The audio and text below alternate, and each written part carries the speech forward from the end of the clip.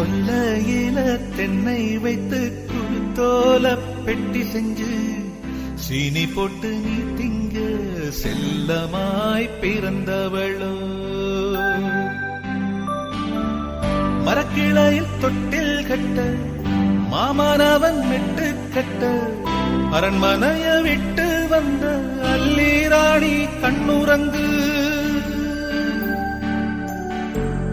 மரக்கிளையில் தொட்டில் கட்ட மாமனவன் மெட்டு கட்ட அரண்மனைய விட்டு வந்த அல்லீராணி கண்ணுறங்கு.